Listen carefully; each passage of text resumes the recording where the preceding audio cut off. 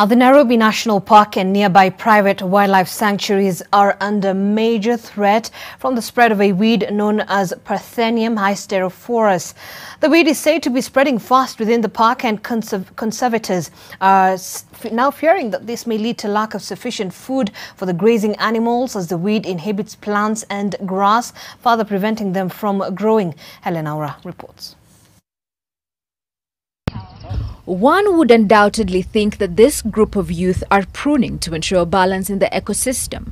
But as a matter of fact, it's quite the opposite. They are weeding. This weed in particular, known as Parthenium hysterophorus, declared a noxious weed in Kenya in 2010, poses a huge threat to the ecosystem at the national park, as it is said to hinder the growth of other plants around as well as grass. If you can look behind me where the weed is, there is nothing else that has grown, and this is an area that is disturbed. It's an area where soil was cooped, to give way for a dam, which you can see behind. This is a weed that it can be controlled using different methods.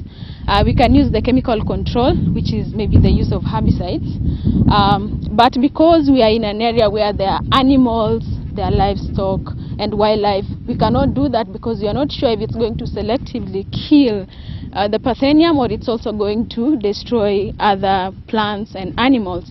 Wildlife conservators are apprehensive the weed now poses to be a threat to the existence of wildlife within the park, as it may be harmful if consumed in the long run. Hii kitu isipong'olewa, in the 5 years kutakuwa na nyasi na wanyama watakuwa wameumia.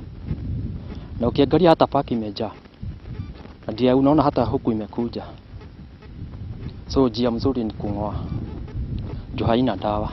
You need to pull it out when it's still young, before it flowers or before it seeds, because this is a plant that produces thousands of seeds. According to the conservationists, once uprooted, the weed is stored in sacks to dry. Thereafter, it will be burnt. But while this group strives to make a difference, they can only do much for now with their bare hands, as the weed grows rapidly. The weed has been invasive in Kenya, Uganda, and Tanzania. It has also spread into Masai Mara and the Lake Victoria Basin in Uganda and Kenya. Helen Aura, NTV.